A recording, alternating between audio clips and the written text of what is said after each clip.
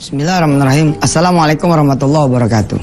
Pemirsa, barangkali sekedar selingan, Anda ada yang punya utang sampai sekarang masih belum kebayar?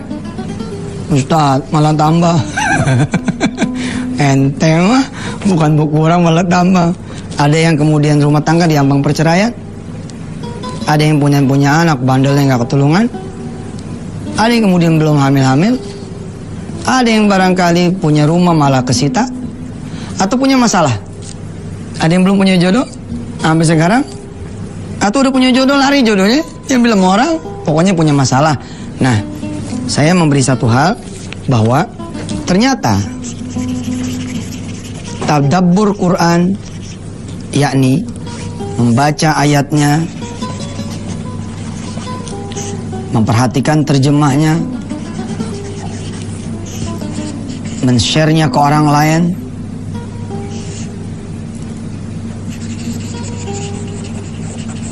menjimukan dengan Quran, ini bisa menjadi jawaban. Bisa menjadi jawaban. Ini jawabannya bukan bahasa Arab, tapi ini Melayu. Tulisannya tulisan Melayu Jawa, jawaban. Tadabbur Quran, yakni membaca ayatnya, membaca terjemahnya, men-share kepada orang lain, dan menyibukkan dengan Quran, maka ini bisa menjadi jawaban. Jadi sibukin diri dengan Quran, ya. Utamanya tengah malam tuh, subhanallah. Baik, kita masuk tafsir ayat yang ke 13. Hari ini 13 saja ya. Satu aja lah. A'udzubillahi minasyaitonirrajim. Wa asirru qaulakum. Awijharu bih. Innahum alimun bidatis sudur.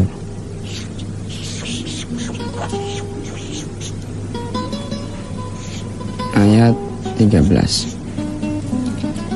Kita ini ada di kerajaannya Allah Subhanahu wa taala. Kita ini hidup nih di kerajaannya Allah, di al-mulknya Allah. Walillahi mulkus samawati wal ard. Punya Allah lah kerajaan langit dan bumi.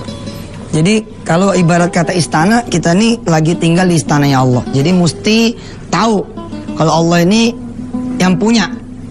Dan dia juga punya perangkat istananya, punya kemudian teknologi yang canggih sekali, sehingga Allah mengatakan ini kepada kita semua. Apa itu Ustaz? Wa asirru qaulakum. Kamu tampakkan perkataan kamu. Awijharu bih. Ya, kamu sirkan, kamu rahasiakan perkataan kamu, atau kamu tampakkan. Innahu alimun bidatis sudur. Sesungguhnya Allah Maha mengetahui apa lipatan hati kita. Ya, jadi ayat ini menjadi warning yang kesekian dari Allah SWT di dalam suratul Mulk, di dalam surah Al-Mulk, bahwa Allah betul-betul tahu loh apa yang kita kerjakan. Bukan cuma untuk urusan maksiat, tapi juga kebaikan. Jadi don't worry gitu loh. Kalau Anda merahasiakan amal Anda pun, Allah akan tahu.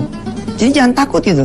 Ketika orang bilang gini, saya berbuat baik sama dia percuma nih, dia nggak ada baiknya sama saya. Wah, salah. Karena kita berbuat kan untuk Allah. Allah tahu tuh. Terus apalagi kesusahan kita juga Allah tahu. Apalagi perasaan kita Allah tahu. Ketika kita kemudian dizalimin orang, dimaki-maki sama orang, kemudian kita punya diri jadi lagi deluser lah, lagi melo gitu loh. Ente ngadu aja sama Allah, Allah denger. Terutama bawa ini ayat kepada kehati-hatian. Jadi ibarat istana, Allah tuh tahu kita gini ya. Kita kalau tinggal di hotel aja, itu kan dari mulai pintu gerbang hotel, bahkan lapangan parkirnya, halaman, lobi, sampai ke lorong. Bahkan kalau hotel iseng, sampai ke kamar-kamar mandi ente. Dia bisa pasang loh kamera CCTV itu. Makanya saya suka bilang sama istri saya tuh, kalau lagi ke kamar hotel gitu kita nginep, mah, weh, ini kita jangan ngapa-ngapain nih di hotel nih. Kalau emang ada apa-apa keluar CD-nya bahaya. Ya siapa juga yang tahu kalau dia masang apa enggak ngerti kan. Nah, kalau Allah udah pasti saya tahu, Allah pasti pasang. Dimanapun, Allah pasti pasang itu. Dan kameranya Allah beda. Nggak ada teknologi kamera yang kemudian secanggih kamera Allah SWT. Kita punya ilmu sedikit aja yang kita tahu tentang Google, udah luar biasa Google kan. Kita lewat dikit, kita pakai Google Map, udah ada tuh gedung. Dari kapan dia tahunya gitu. Kalau satelit Amerika, Cina mau iseng sama apa yang terjadi di rumah kita, dia bisa tahu loh. Itu baru kerjaan makhluknya Allah. Bagaimana lagi cerita Allahnya? Ya, jadi merasa kita diawasin Allah itu namanya muraqabah. Ya, kita merasa diawasin Allah sehingga kita hati-hati. Inilah dia tafsir ayat yang ke-13. Dan untuk Anda pemirsa yang lagi pada susah, punya kesulitan, jangan jauh-jauh dari Quran. Punya Quran yang ini sama Quran terjemahan, punya tafsirnya, lalu sibukkan dengan Quran. Share kepada orang lain, bikin pengajiannya kah, bikin halakohnya kah, bikin grupnya kah, atau apalah. Terus sibukkan diri dengan Quran insya Allah. Sampai ketemu di segmen yang berikutnya, silakan yang mau lewat. Pemirsa, saya ingatkan di segmen 2 ini bahwa yang namanya orang itu tetap akan diuji. Jadi ada orang yang hati-hati pun dia kalau mau bisnis dia periksain itu, kemudian mitranya dia kemudian periksain, mau ngirim barang semua dia hati-hati. Tapi tetap ujian itu bakal tetap datang. Subhanallah, kita tidak bisa menghindari yang namanya ujian. Tapi buat orang-orang yang kemudian punya salah juga tidak akan menghindari namanya azab. Apa yang saya mau katakan saudara di dalam segmen ini, saya melihat teman-teman saya ada yang tidak siap dengan ujian, terlebih lagi tidak siap dengan azab. Ya emang siapa juga yang bisa siap dengan azab gitu. Kalau kemudian saudara saat ini sedang susah, sedang kemudian sulit, sedang bermasalah, inilah saat-saat terbaik saudara kembali kepada Allah Subhanahu wa taala. Terima dengan ridho. Kalau emang itu ujian terima, kalau emang itu azab terima. Apalagi azab, harusnya saudara lebih senang lagi. Kok senang Ustaz? Iyalah, dengan kita diazab sama Allah, kan berarti kita punya dosa itu hilang gitu. Leher terasa perih misalkan, sesungguhnya ketahuilah ada dosa-dosa yang tidak diampuni. Dengan sebab misalkan kita beristighfar kurang gitu loh, lalu Allah berikan kita leher rasa pedes, rasa sakit. Dan dengan jalan itu kemudian kita punya dosa diampuni.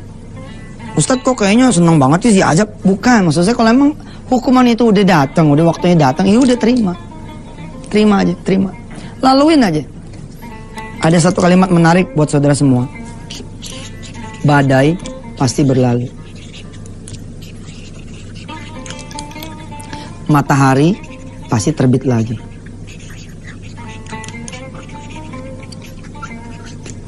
Badai pasti berlalu, matahari pasti terbit kembali. Semua ada waktunya.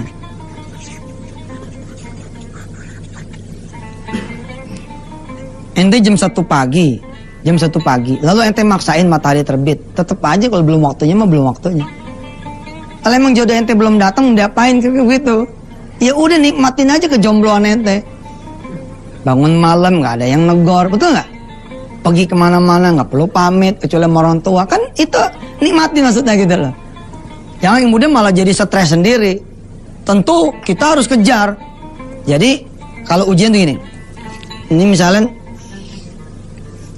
dibagi dua ada tuh ya, bagi sama siang sama malam ini. Ada orang-orang yang memang gelap karena emang udah waktunya gelap, udah sore begitu. Mau diapain coba? Udah begitu kan? Tapi ada orang yang belum waktunya sore, udah sore duluan. Belum waktunya gelap, udah gelap duluan. Jam 12 malam, jam 12 siang, kok gelap? Kan gak wajar. Nah, untuk orang-orang yang gak wajar kayak begini, kejar betul. Duhanya jangan 2, buat 8. Kalau perlu 12, cak. Sholat malam jangan dari jam 4, setengah 3 ente kelar. Khataman Quran jangan sebulan sejus, tapi sehari sejus. Namanya ente mempercepat kan gitu. Tapi sebelum kemudian ini berbuah, terimain. Ini kan orang suka nggak siap dengan ujian dan tidak siap dengan hukuman. Lari sana, lari sini, akhirnya kemudian masalah. Saat saya sama rentenir ya udah mau diapain lagi, ngadep aja udah. Rentenir, saya udah nggak bisa bayar. Kalau nggak bisa bayar, rumah Anda akan sampai disita. Iya, nih kuncinya. Ini sertifikatnya. Lah. Gue jadi curiga nih. Kalau mau nyerahin gampang banget. Ya udah nggak diambil sama ente, gue diambil sama Allah. Di situ ada dosa saya, ambil aja nggak apa-apa. Percayalah sama saya. Waduh, syirik mah nggak percaya sama saya. Percaya sama Allah.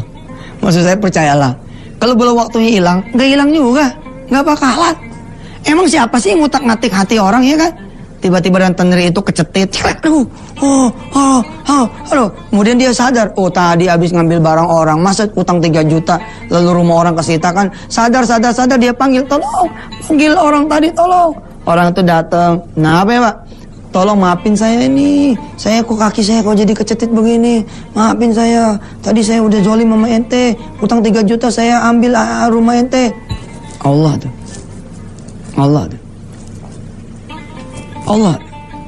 Nah badai pasti berlalu.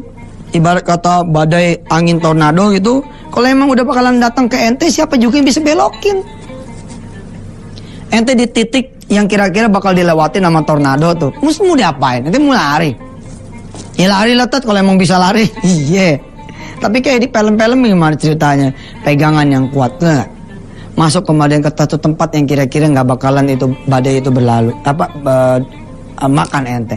Nah, berlindung di balik apa yang kuat? Berlindung di balik Allah Subhanahu wa taala. Allah kuasa kok. Rumah disita nih, diambil sama orang yang zalim sama ente. Utang cuma semetet tapi disita. Allah kuasa kok ngasih ente rumah yang lebih gede. Insya Allah. Ya ini hiburan buat ente pada sekaligus penguat. Matahari pasti akan terbit kembali selama emang belum kiamat. Asalnya ente jaya, pasti jaya lagi. Tenang aja. Asalnya emang ente sukses, sukses lagi insya Allah. Dan percayalah, semua ada waktunya. Semua bakalan ada waktunya. Yang kemana-mana pemirsa, insya Allah. Segmen 3, kita akan terusin doa hari yang ke-9. Oh, doanya masuk ayat yang keberapa tuh? Oh, doa 11 ya? Oh, doanya yang ke-11. Siap-siap. Mudah-mudahan Allah panjangin umur kita, masih bisa ngaji segmen yang ketiga. Silakan. Alhamdulillah, saya sempat melihat proses produksi CD pembelajaran O2 pekan pertama. Jadi semua dikopiin ke satu CD gitu. Dan saudara nanti tinggal mengganti ongkos produksi dan ongkos kirim. Mudah-mudahan bisa dijadikan pelajaran buat rame-rame, bukan buat cuman Anda doang. Jalur distribusinya nanti kita pakai warung Steak and Shake punya Mas Jody Mbak Anik yang ada di 50-an cabang. Terus kita pakai juga cabang-cabang warung ayam bakar Mas Mono. Kita pakai juga warung Cibiuk punya Haji Yus. Barangkali juga insya Allah semua santri-santri saya yang terdaftar lewat santri online semuanya bakal menjadi pusat distribusi juga insya Allah. Insya Allah. Juga kampus-kampus saya lagi coba gerus gitu ya. Atau lewat agen-agen buku yang sudah terdaftar. Insya Allah lah saya berjuang loh. Pemirsa saya berjuang mudah-mudahan. Saya pengen mati itu meninggalkan sejarah di sisi Allah. Bahwa saya sudah berjuang untuk Qur'annya. Mudah-mudahan Allah menerima. Kalau pemirsa melihat banyak kekurangannya, saya sungguh minta doa dari pemirsa. Niat saya baik. Mudah-mudahan Allah melihat niat ini. Saya tidak ingin menyusahkan saudara. Saya ingin saudara gampang. Saya masih mendengar bahwa biaya masih menjadi kendala. Saya udah bilang, kalau pemirsa nggak punya duit, pengen masuk pesantren, jangan khawatir. Ada banyak orang-orang yang bakal membiayai anak Anda. Duitnya insya Allah kita pakai buat subsidi silang, pembangunan pesantren, dan yang lain-lain. Anda nggak punya duit buat menjadi santri tahfiz online. Oh udah bayarnya kok ada 100.000, ada bulanannya 25.000. Anda nggak ada duit, nggak apa-apa. Kita siapin jalur beasiswanya. Duit yang jadi kendala. Tapi yang punya duit bayar untuk membantu yang lain, membantu yang lemah. Dengan cara itu kita bisa sedekah, insya Allah. Dan kayak CD sekarang, CD lagi diproduksi. 8 CD ada kemudian modalnya. Insya Allah semuanya kalau kita keluarin ikhlas karena Allah, apa yang kita keluarkan untuk ilmu bakal menjadi sedekah kita. Saudara punya anak kuliah di UI, kuliah di ITB, di UGM, memang nggak pakai duit, pakai duit. Tapi ketika saudara bayar, itu jadi sedekah saudara. Insya Allah, toh dipakai juga buat gaji dosennya, buat kemudian bangun gedungnya, buat siapa juga sih? Akhirnya buat kita juga, Insya Allah. Kalau buat yang baik mak, jangan sayang ngeluarin duit. Buat maksiat kita bisa ngeluarin duit berjutaan.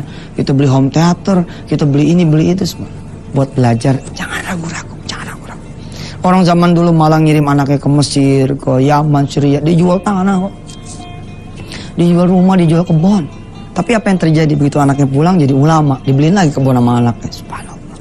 Ayo, kita lanjut ayat yang ke 11 ya. Ya, 11. Kita a'udzu dulu. A'udzu billahi minasyaitonir rajim. Wa idza qila lahum la tufsidu fil ardi qalu. Ayo. Kepanjangan ya. Dikit-dikit ya. Wa idza qila lahum la tufsidu fil ardi qalu innama nahnu muslihun. Wa idza qila lahum la tufsidu fil ardi qalu innama nahnu muslihun. Asik saudara. Saudara dengerin 20 kali. Saudara baca 20 kali, insya Allah saudara langsung hafal. Saudara lihat terjemahannya, kata perkatanya, insya Allah Allah Subhanahu Wa Taala memudahkan kita. Pemirsa, saya banyak mendengar laporan. Ada juga Bimbo, ternyata dia mengikuti acara kita. Beliau dengan grupnya mengikuti acara kita, dan anaknya Bimbo punya anak alias cucu pengen jadi penghafal Quran. Merinding saya. Kemarin saya ketemu di mana, di Mulia, terus dikasih CD sama Bimbo. Salam hormat buat Bimbo dan grupnya serta anak-anak turunannya. Mudah-mudahan Allah izinkan salah satu dari cucu Bimbo semua punya grup, mudah-mudahan ada yang jadi penghafal Quran. Pemirsa semua, menjadi penghafal Quran tidak ada halangan kemudian menjadi siapapun yang diinginkan oleh Anda dan anak Anda. Anak-anak pengen jadi arsitek, ya jadilah arsitek, tapi arsitek yang hafal Quran. Anda punya anak pengen jadi astronom, ya jadilah astronom yang hafal Quran. Pengen jadi dokter, jadilah dokter yang hafal Quran. Pengen jadi perawat, jadilah perawat yang hafal Quran. Pengen jadi polisi, tentara, jadilah polisi, tentara yang hafal Quran. Pengen jadi gubernur, jadilah gubernur yang hafal Quran. Pengen jadi presiden, presiden yang hafal Quran. Pengen jadi apapun Anda adalah seorang penghafal Quran. Kalau Anda sudah tanggung terlanjur jadi dokter misalkan. Anda saat ini dokter. Anda saat ini notaris. Anda saat ini rektor. Anda saat ini kemudian pengusaha. Nggak ada halangan. Go. Maju. Hafalin Quran. Satu hari satu ayat. Insya Allah saudara bakal bisa kemudian menjadi penghafal Quran. Tetap dengan profesi masing-masing. Kita berdoa yuk. Yang hari ini hari ke-9. Khusus doanya. Supaya Allah mudahkan kita yang hafal Quran. Tapi buat saudara yang pengen terus berdoa. Ya terusin. Setelah kita punya acara selesai. Karena saya tetap mengaminkan dari sini. Kita istighfar 3 kali pemirsa. Astaghfirullahaladzim. Astaghfirullahaladzim. Astaghfirullahaladzim. Salawat 3 kali. Allahumma salli ala Sayyidina Muhammad. Allahumma salli ala Sayyidina Muhammad. Allahumma salli ala Sayyidina Muhammad. Wa ala ali Sayyidina Muhammad. Ya Allah, pengen banget pemirsa semua jadi hafal Quran. Engkau lah yang menurunkan Al-Quran. Turunin Al-Quran di hati mereka, di hati kami, di pikiran mereka, pikiran kami. Bikin ngapal Quran enak. Bikin ngapal Quran itu mengasyikkan. Bikin ngapal Quran sesuatu kegiatan yang menyenangkan. Mudah-mudahan ya Allah, Engkau lah yang menurunkan Quran. Engkau pula yang kemudian menghunjamkan ke hati kami semua. Engkau bikin anak-anak turunan kami ya Allah cinta sama Quran, dekat sama Quran, hidupnya bersama Quran dan bisa hafal Quran. Apapun jadinya mereka, jadi pilot kah, jadi sekretaris kah, jadi apapun dah.